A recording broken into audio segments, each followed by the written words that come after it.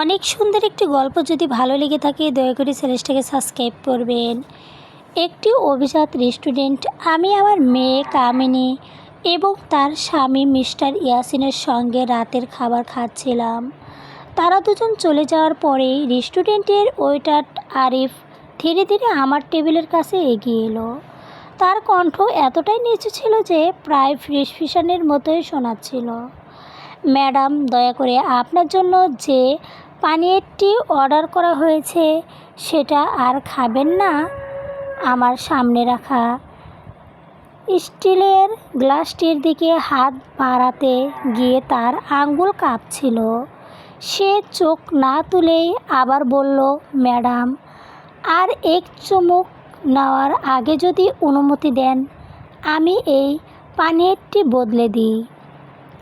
আমি বিস্মিত হয়ে তার দিকে তাকালাম। রেস্টুরেন্টের অপর প্রান্তে আমার মেয়ে কামিনী তার সাদা কোটটি গায়ে চাপছিল, আর তার স্বামী মিস্টার ইয়াসিন বিল পরিশোধ করছিল।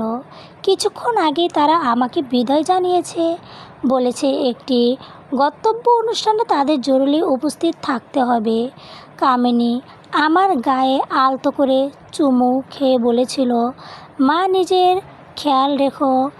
আমার আর মিস্টার ইয়াসিন আমার কাঁধে হাত রেখে মিষ্টি হেসে বলছিল, সাবিহা আন্টি, আপনার স্যুটটা শেষ করো, তারপর বাড়ি যাবেন, এতে রাত ভালো ঘুম হবে। তা হাসিটা এতটাই স্বাভাবিক ছিল যে অন্য কেউ দেখলে কখনো সন্দেহ করতো না, কিন্তু এখন সেই হাসির আড়ালে লুকিয়ে থাকা ভয়ঙ্কর সত্যটা আমার সামনে স্পষ্ট হয়ে উঠছিল। তারা দুজন রেস্টুরেন্টের বিশাল দরজা দিয়ে বেরিয়ে যাওয়ার পরে আমি ধীরে ধীরে গ্লাসটির দিকে তাকালাম। হালকা সোনালি রঙের পেন্টিং দেখে অর্ডার করিনি, আমি অন্য কিছু চেয়েছিলাম।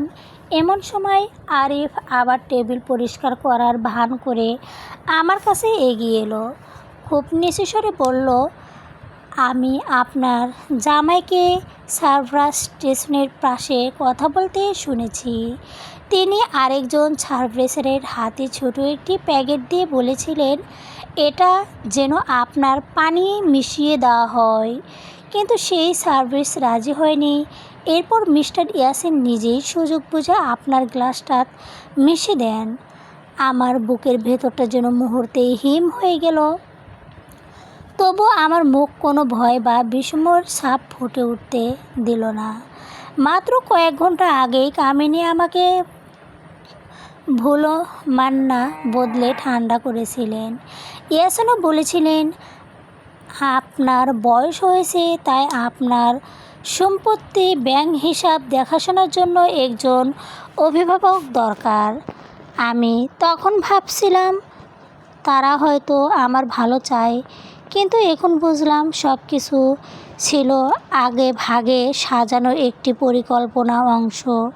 আমি শান্ত গলায় আরিফকে জিজ্ঞাসা করলাম, তুমি কতটুকু দেখেছো? সে এক মুহূর্ত দেরি না করে উত্তর দিল, এতটাই দেখেছি যে আমি নিজেই ভয় পাচ্ছি। আমি ধীরে ধীরে গ্লাসটি নিজের কাছ থেকে সরিয়ে রাখলাম, তারপরে বললাম, আমার জন্য একটি পরিষ্কার নেপকিন, একটি জীবাণুমুক্ত সিল করা পাত্র এবং আপনার ম্যানেজারকে নিয়ে আসুন। তবে সব কিছু নিঃশব্দ করবেন, কেউ যেন কিছু বুঝতে না পারে। আরিফ অবাক হয়ে আমার দিকে তাকিয়ে রইল। হয়তো সে ভাবছিল আমি আতঙ্কে চিৎকার করে উঠব কিংবা কান্নায় ভেঙে পড়ব, কিন্তু সে জানে না আমি কে। আমি সাবিহা রহমান। টানা 20 বছর আমি রাষ্ট্রের একজন ফরেনসিক বিজ্ঞানী হিসাবে কাজ করেছি।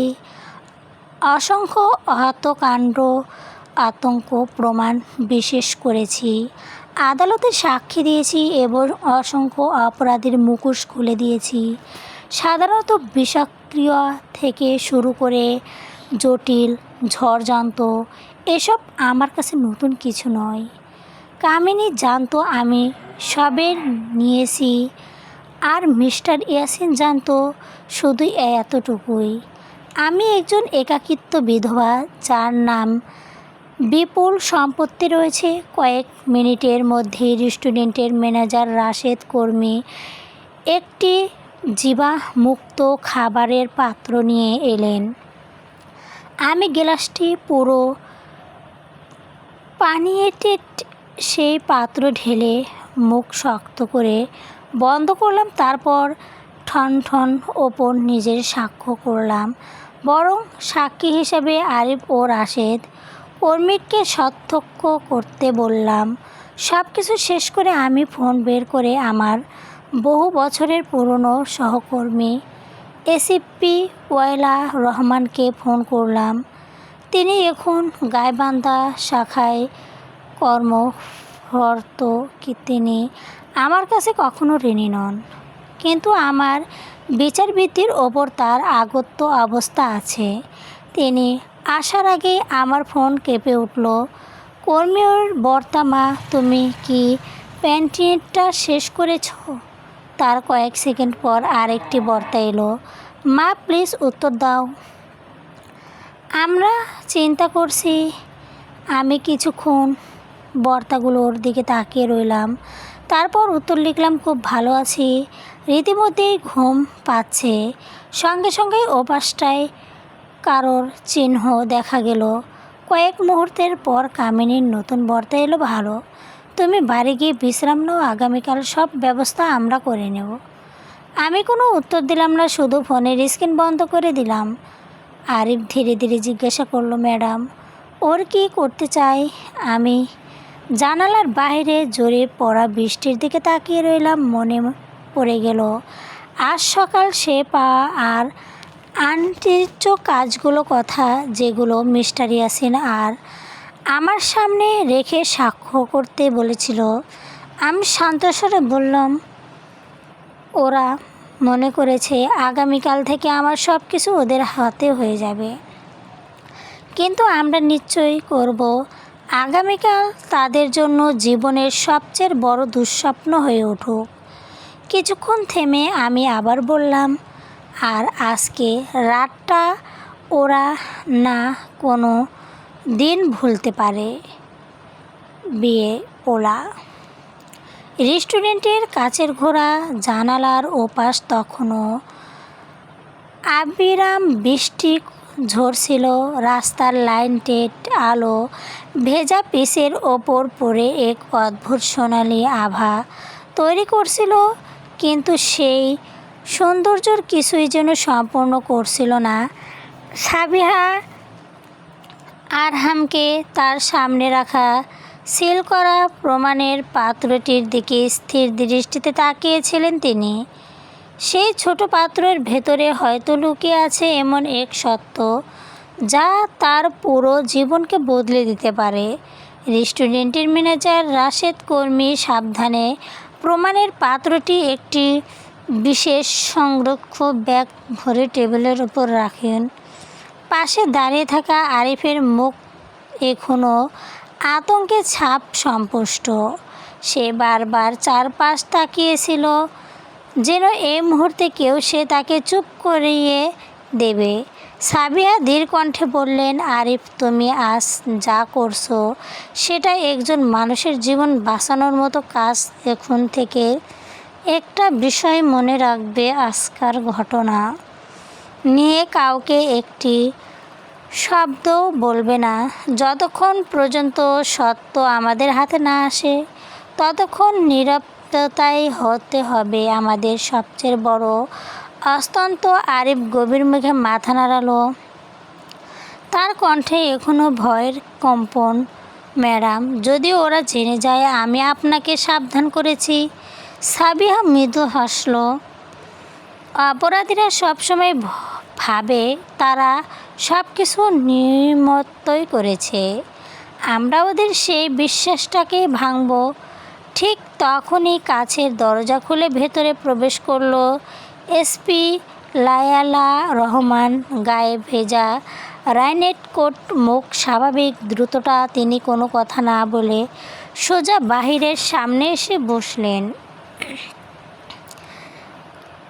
সাবিহা প্রমাণের ব্যাগটি তার দিকে এগিয়ে দিয়ে বললেন, আমাকে সব্যস্ত বিষ খাওয়ানোর চেষ্টা করা হয়েছে। লায়লা ব্যাগটি হাতে নিয়ে কিছুক্ষণ নীরবে পরিষ্কার করলেন, তারপর বললেন, শুরু থেকে সব বলো। সাবিহা একে একে পুরো ঘটনা খুলে বললেন। ইয়াসিনের আচরণ, আরিফের সতর্কবার্তা, কামিনীর বার্তা, এমনকি সকলের সে পাওয়া, আবার আন্টির কাজের পর্যন্ত কিছুই বাদ দিল না। সব শুনে লায়লা বলল, আজ রাত থেকে অন্তদত্ত শুরু হবে, তবে একটা বিশেষ নিশ্চিত করতে হবে। ওরা যেন বুঝতেই না পারে যে তুমি সব জেনে গেছো। সাবিহা নিজের ফোন বের করে দেখল কামিনীর পাঠানো বার্তাগুলো এখনও স্ক্রিনে জ্বলজ্বল করছে। মা পানিরটা শেষ করেছে, মা উত্তর দাও। এর জবাবে সাবিহা লিখেছেন, খুব ভালো ছিল, এখন খুব ঘুম পাচ্ছে। তারপর কামিনী লিখেছিল, ভালো, কাল সকালে আমরা চলে আসব। লায়লা ফোনটা নামিয়ে রেখে বললেন, অথচ ওরা এখন নিশ্চিন্ত পরিকল্পনা সফল হচ্ছে। সাবিহা শান্তভাবে উত্তর দিলেন, ঠিক তাই, আর সেই ভুল বিশ্বাসটাই হবে আমাদের সবচেয়ে বড় সুবিধা। এর মধ্যেই রেস্টুরেন্টের ম্যানেজার একটি পেনড্রাইভ নিয়ে ফিরে এলেন। ম্যাডাম, আজ রাতে সিসিটিভি ফুটেজ কপি করে এনেছি। 3 জন দ্রুত রেস্টুরেন্টের কনফারেন্স রুম চলে গেলেন। বড় মনিটরের ফুটেজ চালু হতেই সবাই নিঃশব্দ হয়ে গেল। ভিডিওতে দেখা গেল কামিনী, ইয়াসিন এবং সাবিহা মুখোমুখি রাতের খাবার খাচ্ছেন। কিছুক্ষণ পর একজন সার্ভার পানি পরিবেশন করলেন। তারপর ইয়াসিন ফোনে কথা বলার ভান করে উঠে সার্ভিস স্টেশনের দিকে গেল। লায়লা ভিডিও থামালেন, এই অংশটা ধীরে চাইল। ফুটেজ ধীর গতিতে চলতে শুরু করে। দেখা গেল ইয়াসিন পকেট থেকে ছোট একটি সাদা প্যাকেট বের করে অন্য এক সার্ভারের তার হাতে দিতে চাইছে। সার্ভার মাথা নেড়ে না করে দিল। তারপর চারপাশে একবার তাকিয়ে ইয়াসিন নিজেই দ্রুত সাবিহার টেবিলে ফিরে এলো। সেই গ্লাসটি হাতে তুলে কয়েক সেকেন্ডের জন্য আড়াল করলো, তারপর আবার আগের জায়গায় রেখে স্বাভাবিকভাবে নিজের চেয়ারে বসে পড়ল। ঘর জুড়ে নীরবতা নেমে এলো। আরিফ ফিসফিস করে বলল, আমি ঠিক ট্রাই দেখেছিলাম। সাবিহা কয়েক মুহূর্তে স্ক্রিনের দিকে তাকিয়ে থেকে বলে উঠল, ভিডিওটা আরেকবার চালাও। লায়লা আবার ফুটেজ চালালো। হঠাৎ সাবিহা বললেন, থামাও। স্ক্রিন হয়ে গেল। তিনি আঙ্গুল তুলে বলল, দেখো। ইয়াসিনের গ্লাস ধরার আগে ডান হাতের গ্লাস খুলে ফেলেছে। লায়লা বিস্ময়ে জুম করল। সত্যি তাই, পাতলা হচ্ছে। কারশোচ খুলে পকেটে রাখার পরেই সে গ্লাস সম্পন্ন করেছিল। লায়লা ধীরে ধীরে বললেন, এত ছোট বিষয়ও তোমার চোখে এড়েনি? সাবিহা শান্ত কণ্ঠে উত্তর দিলেন, অপরাধী যতই সাবধান হোক, তার শরীরের ভাষা কখনো পুরোপুরি অভিনয় করতে পারে না। ঠিক তখনই লায়লার সরকারি ফোন বেজে উঠল। তিনি কল রিসিভ করতেই ওপাশ থেকে দ্রুত কিছু বলা হলো। কয়েক সেকেন্ডের মধ্যে তার মুখের ভাব পাল্টে গেল। কল কেটে তিনি সাবিহার দিকে তাকালেন। তোমার বাড়ির সামনে আমাদের হোটেল দাল পৌঁছাচ্ছে, তারপর তোমার বাড়ির প্রধান গেট খোলা, অথচ তুমি তো এখনও বাড়ি যাওনি। সাবিহার চোখ দুটো কুৎসিত হয়ে এলো। তিনি স্পষ্ট মনে করতে পারছেন বের হওয়ার আগে নিজের হাত গেটে তালা লাগিয়েছিলেন। তাহলে এই মুহূর্তে তার বাড়ির ভেতরে কে আছে আর তারা কি খুঁজছে? চলবে। গল্পটি অনেক সুন্দর। যদি ভালো লেগে থাকে দয়া করে চ্যানেলটাকে সাবস্ক্রাইব করবেন।